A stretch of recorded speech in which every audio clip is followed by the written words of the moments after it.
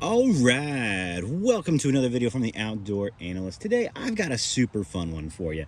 I have got one of the coolest Seax knives out there. And it's really wild to say a Seax knife because I don't know of anybody that's created a design like this in a very, very long time, which is awesome. So what are we talking about today? The Very Good Knife Company Eagle, and this thing is freaking sweet. But before we break into it, hey, if you wouldn't mind taking a minute hitting that subscribe button, I would appreciate that. I'm a small channel, every bit helps. Hit the like, hit the bell so you know when videos pop up. I usually send about 2 or 3 videos a week and some fun shorts of just awesome knife content. So hey, I would definitely appreciate it. Every bit helps. All right, let's break into it. So what is this beastie? And I am now going to call this the Nimble Beastie. And yeah, it's even taken a little bit of me out, which is kind of awesome. No, it was fine. This is essentially a 6.88 inch long blade of, I think it's 0.195 thick, so almost a fifth of an inch thick here. And then a 5-ish inch handle. This thing's like 5.5 inch handle. It is awesome. A really large handle, a very nice tapering tip, but it's still pretty thick up there. And it is a tall blade, about 2-inch tall of 80 CRV2. And boy, believe you me, it has a beautiful edge on there. That is for darn sure. So this thing is really slicey for the knife size that it is, and I'd say it really fits into that survival knife kind of category as far as size-wise goes. For what I feel like it is, it's a really good large belt knife. For me around the property, this is amazing. Like splitting up logs and kindling, just did that really quick just to get a fire going for later on with the family. We're at one of the family fire pits. I guess I'll scroll up here. Out here in the Midwest, this is one of the ones on the property. We're gonna have some hot dogs with a bunch of people over. It's gonna be great. But before that happens, a little bit of prep goes a long way, and this thing is just excellent for it. It's also excellent for, honestly, like sapling removal on the property. I like slightly larger knives on the belt whenever I'm doing that. So walking the trails, you see a sapling that's going to turn into a real tree and honestly get in the way soon. Just 2-3 zips with this sucker and it's usually gone, as long as you actually aim correctly, which is a which is a fun part of it. But it is really a useful size tool. And because this thing is as thick as it is, as tall as it is, and is able to, slice pretty darn well and chop pretty darn well, it's been a really useful tool for me. So let's kind of break into it, maybe even a little bit more. The handle is something that really sets a knife off. It either makes or breaks it. This looks a lot like, guess what? I'm pretty sure it's made off of the thought process of a Becker handle, which is totally fine. Becker has a good design, but this is a little bit thinner. I really do like that. It's much more contoured on the edges. There's still a little bit of a flat there, but the rest of it's actually pretty contoured. And I have large to XL size hands. And as you can see, I've got plenty of space in between that bird beak there. That is awesome. So you can really choke up. You can kind of choke to the back of it, still very comfortable, and kind of get a little more swing to it. Or really do the full-on flicking when you're doing stuff and use that bird beak on the back end and whack. And it really chops well for a size knife that this is. It's not a chopper. To me, a real chopping knife is about 8 inches long or so. On the blade, a little more heft. But this, for small saplings, and honestly what I really chop things anyway is just small saplings, this actually just fits the bill perfectly. Because of how tall it is, because it gets down to that nice slicey edge, it zips through trees, chopping really great.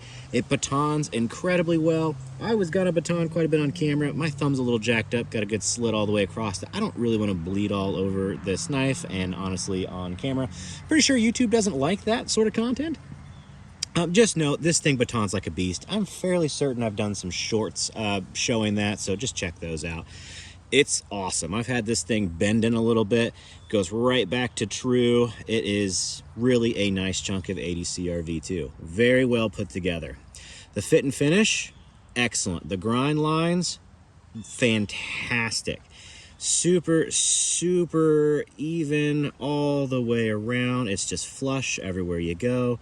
It's flush all the way around. Like, seriously, Jacob, very good knife company, really does a good work. It's handmade, and you can see like maybe the minuscule little bits of it not being absolute perfection, but it's pretty darn perfect all the way around. Yeah, and the design of this is Gabriel over at the Last Huntsman Outdoors. Amazing designer when it comes to knives. He's the last two knives from him that have been Seax designs. There was the Hawk, which is the smaller version of this, the EDC. I really liked that knife. I really like using that EDC wise. Fantastic, absolutely fantastic. And then getting the very big version of it, which is this, I was just even more impressed with how awesome this Seax style is.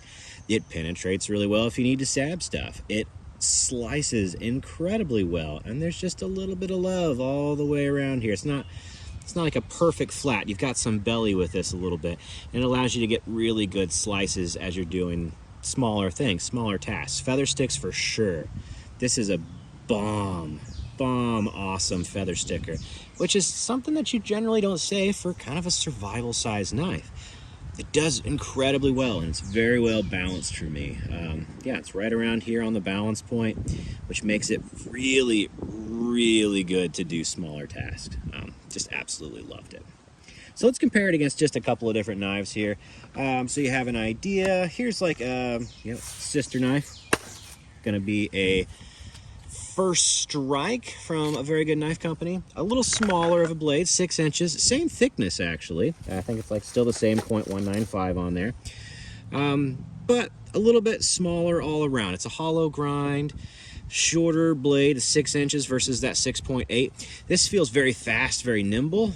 This is a little bit more weighty up top because this is clipped really well there.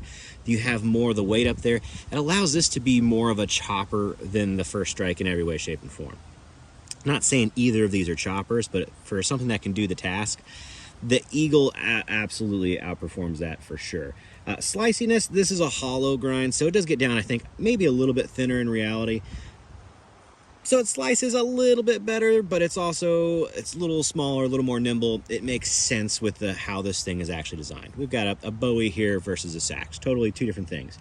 As far as like a bigger belt knife, this does fit the bill a little bit better. If you've also got a little bit larger hands, honestly, the Eagle is a little more ergonomic in that area. It grips you a little bit more, kind of locks you in a little bit more for really hard use. But I love the First Strike. I've had so much fun with this knife. But size-wise, just so you have an idea, very good knife company.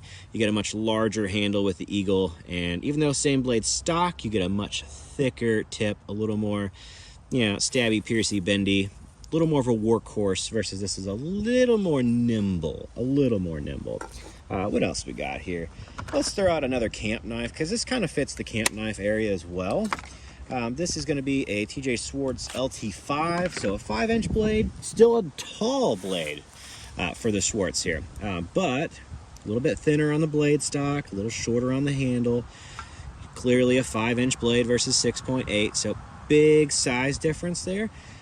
Girth, actually, these feel fairly similarly as far as like handle goes.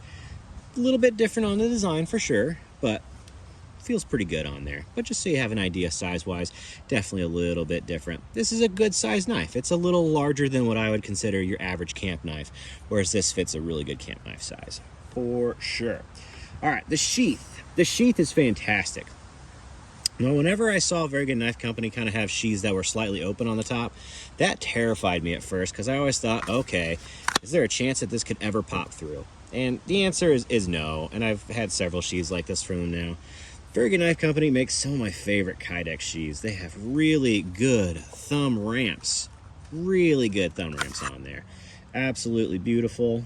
And the Kydex just clicks, snaps in. It's very, very quiet.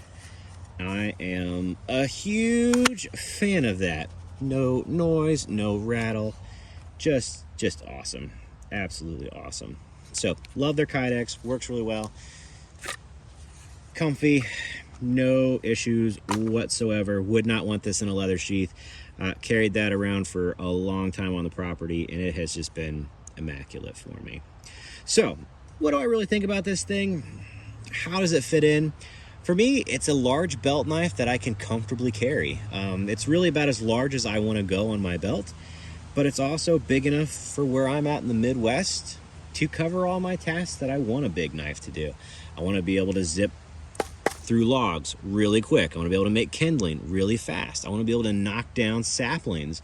And actually, I kind of like that this knife, for the size, has accomplished all those goals for me very, very well. It really has kicked in. Even batoning, I'll say this, you do have to get up a little higher on this saber grind here before it actually splits out the logs, but it does split them out incredibly well once you get there because it's a good thick chunk. So you may have to have an extra whack to get the log in, or to get the knife into the log. Once you get there, this thing splits like an absolute beast. So that may be the only slight downside of a Seax. Other than that, man, I've really enjoyed this. I have really enjoyed it. It just brings Viking feels all the way around. I've been rocking this with a with a hatchet or an axe most days, and it just, man, it's fast, it's nimble, it's super slicey. The saber grind is just so good from Very Good Knife Company. 80 CRV2 here has held up super well. I'm in the Midwest with nothing but hardwoods, and I have chopped. I have smoked this through so many hardwood trees and baton through a bunch too, and had zero issues whatsoever. So yeah, what a beast, what a tank. Love the steel. I'm glad they chose 80 CRV2 versus like 3V. This thing just straps back up, and it doesn't get dull very quick either, because, you know, I'm dealing with mostly wood stuff out here.